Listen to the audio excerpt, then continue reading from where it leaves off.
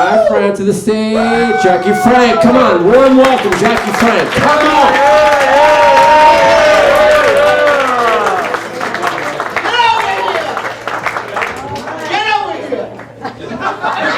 I'm so excited to be here. I just turned 40. Yeah.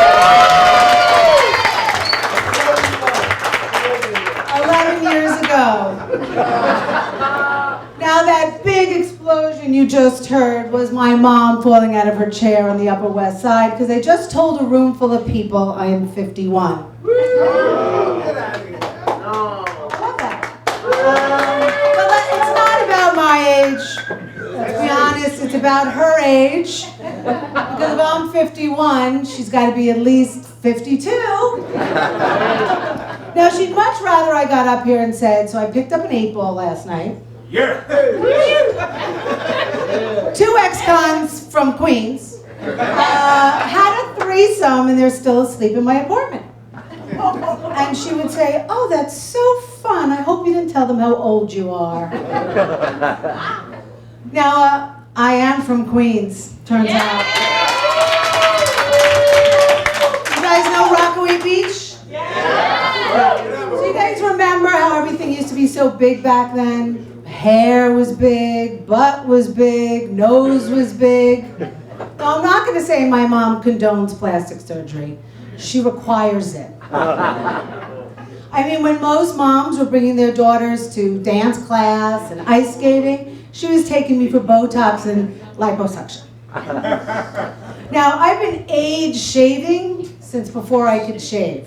Right? I remember she took me to a friend's house, I think it was 8 or 9, and the woman comes out to me and she's like, how old are you? I'm like, I'm 5. My mom doesn't miss a beat. She doesn't look a day over 3. So I'm a big fan of quotes. I like them to be motivational and inspirational. Eleanor Roosevelt says, you must do the things that you think you cannot do. My mom has a great quote. I'd kill a cat to be 25 again.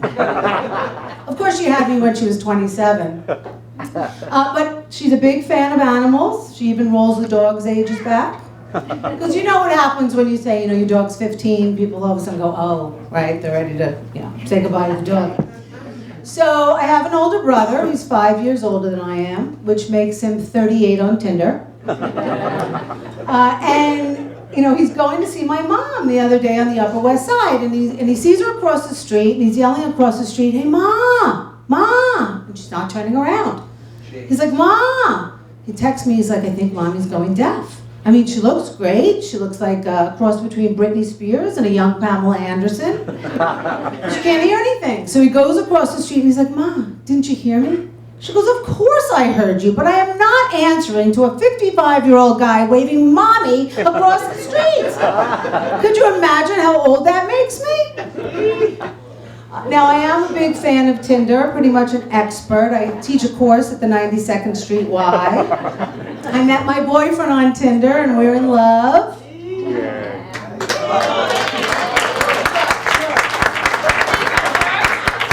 I'm not on Tinder as much anymore.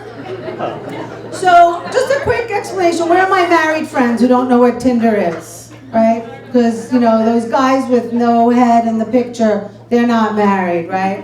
So, you go online and you read people's profiles and you swipe right if you like someone and left if you don't. And in the beginning you read the profiles, is he an Aries? Does he like a long walk in the park? And then after a while, you're swiping right and left and right and left, and you're not even paying attention. You're like a blackjack dealer in Vegas. So one night I'm swiping, and I realize I accidentally swiped right on my brother. And I'm like, oh shit. But to be fair, I'm in his demographic. 23 to 33, petite and blonde. So I call him up, I'm like, listen, don't freak out, but I accidentally swiped right on you on Tinder tonight. He's like, I'm not freaking out, I deliberately did it to you last night.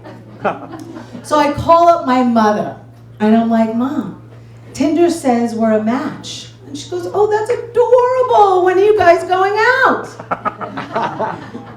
Because nothing more would make her happy than if we went out and we dated, because then she knows her mother-in-law would be gorgeous. Now, I don't know actually who she voted for in the election because her political views are so all over the map. You know, on one hand, she really supports capital punishment. She hates paying taxes, but she loves abortion. Right? Anywhere, anytime. First trimester, second trimester, third grade. I mean, I slept with one eye open till I was 35. Now, I mean, as though she's a wonderful woman, she is a bit superficial. So we're walking down the street the other day, we run into one of her neighbors. She says, "How are you?"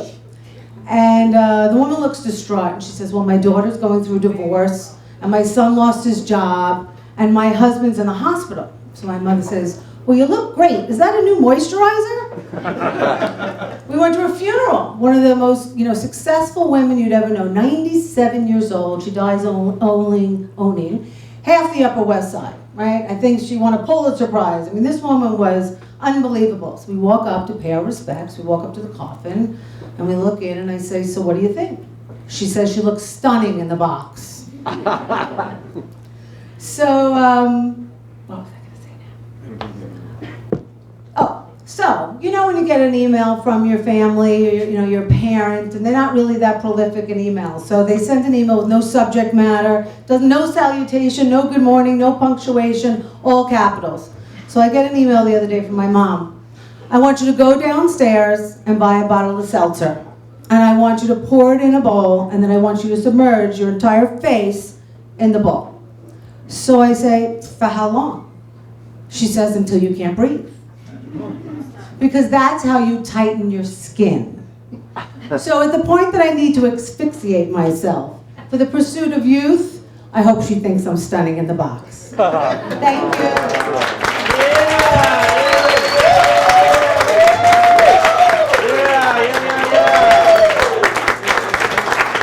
Oh my gosh, she's delicious. Come on, keep it going, Jackie. The outfit alone.